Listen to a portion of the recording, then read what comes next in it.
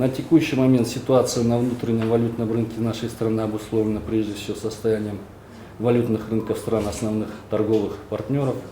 В последние месяцы в Кыргызской республике сформировался повышенный спрос на наличную иностранную валюту, связанный с прекращением поставок в Российскую Федерацию наличных долларов США и евро центральными банками США и стран еврозоны.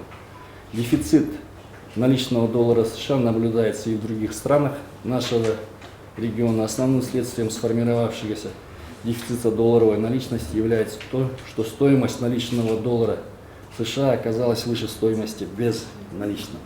Дополнительными факторами наблюдающегося в настоящее время недостатка наличных долларов США является осуществление отдельными лицами операций с целью получения спекулятивной прибыли, возникающей вследствие различия в стоимости наличного и безналичного доллара США на валютных рынках стран нашего региона. Что касается мер, принятых Национальным банком для минимизации негативных последствий сложившейся ситуации во внешней среде, то в целях обеспечения экономической безопасности страны и минимизации неблагоприятных последствий кризисных явлений Национальным банком принят ряд мер, среди которых введение изменений в правила осуществления денежных переводов по системам денежных переводов, так выдача денежных средств, поступивших в Кыргызскую республику по международным системам денежных переводов, производится только в валюте страны отправителя, либо в национальной валюте СОН.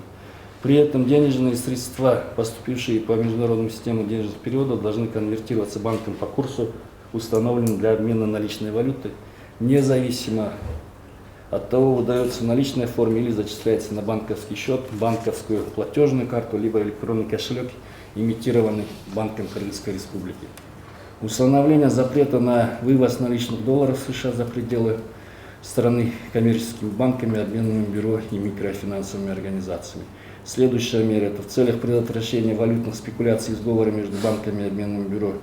Ограничен обмен на операции коммерческих банков с обменными бюро в пределах суммы их оборотных средств. В совокупности предпринятые меры позволили сдержать отток наличных долларов США с целью реализации спекулятивной прибыли за счет разницы в стоимости наличного и безналичного доллара США на валютных рынках стран торговых партнеров. Таким образом, на сегодня общий объем долларов США в банковской системе начинает демонстрировать тенденцию к росту. Дефицита безналичных долларов США на валютном рынке нашей страны нету. Коммерческие банки готовы удовлетворить любой объем спроса на безналичные доллары США. При этом спрос на наличный доллар США в большей степени предъявляется субъектами теневой экономики, которые во избежание отражения реальных доходов используют наличные расчеты. Таким образом, учитывая доступность, безопасность и открытость безналичного способа расчетов, мы рекомендуем использовать именно его. Национальным банком ежедневно проводится мониторинг ситуации на валютном рынке, которая в данный момент остается относительно стабильной. С начала 2022 года по 8 августа официальный курс доллара США по отношению к СОМ снизился на 2,13%, с 84 сомов 80 тинов до 82 сомов 99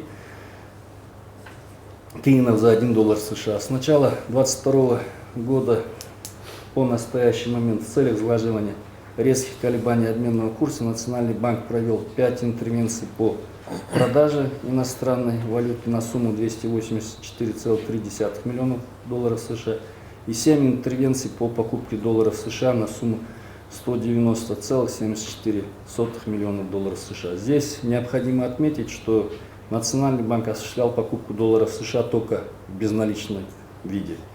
Итого чистая продажа составила 93,56 миллионов долларов США. На сегодняшний день объем международных резервов Национального банка составляет 2,6 миллиардов долларов США. Теперь, что касается введенных коммерческими банками комиссий за обналичивание долларов США, следует отметить, что эти комиссии призваны покрыть расходы на поставку наличных долларов США в нашу страну, так как альтернативные пути поставок долларовой наличности оказались существенно дороже прежних. Так, ранее поступление наличных долларов США в нашу страну осуществлялось преимущественно из России по минимальным комиссиям. Учитывая введенные санкции в отношении России и полную остановку поставок наличных долларов США и евро в Россию, отечественные коммерческие банки вынуждены искать альтернативные пути ввоза наличных долларов США и евро из других стран. Безусловно, в целях проведения разъяснений по вновь введенным комиссиям коммерческие банки должны проводить более активную разъяснительную работу со своими клиентами о причинах введения новых комиссий. Согласно информации, предоставленной коммерческими банками, минимальный размер комиссии за обналичивание долларов США составляет 0,4%, максимальный размер 5% от суммы обналичиваемой иностранной валюты. При этом банковское законодательство предусматривает самостоятельное установление банками комиссионных вознаграждений и тарифов за банковские услуги при условии обеспечения открытости и доступности информации для потребителей.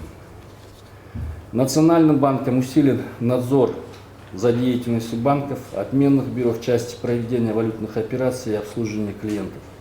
Применяются меры воздействия в соответствии с законодательством в целях недопущения нарушений требований законодательства Кыргызской Республики в части проведения валютных операций и обслуживания клиентов Национальным банком на регулярной основе проводятся инспекторские проверки деятельности банков и иных юридических лиц, поднадзорных Национальному банку. С начала 2022 года в коммерческих банках проведено 116 проверок, по результатам которых направлено предписание предупреждения, касающееся необходимости усиления работ по банковскому обслуживанию клиентов, по поддержанию ликвидности для выполнения своих обязательств перед клиентами. Помимо этого, регулярно проводятся встречи с руководителями коммерческих банков для обсуждения текущей ситуации и принятия необходимых мер для поддержания стабильной деятельности и исполнения обязательств перед клиентами. По деятельности иных юридических лиц, поднадзорных Национальному банку, проведены инспекторские проверки 89 обменных бюро.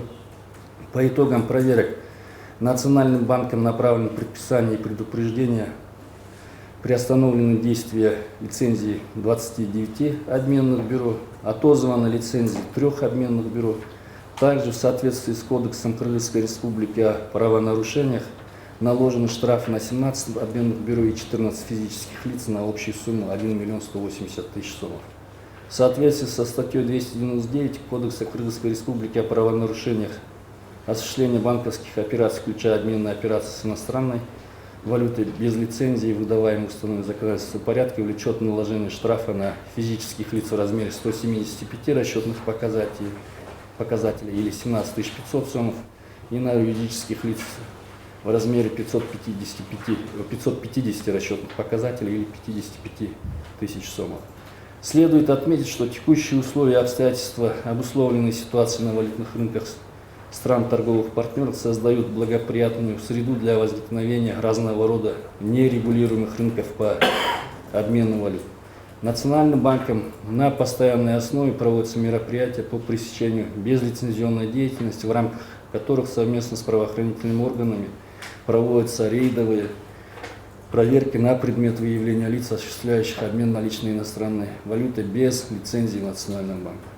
Национальный банк держит ситуацию под контролем и при необходимости примет дополнительные меры для дальнейшего обеспечения стабильной и безопасной работы банковской и платежной системы страны.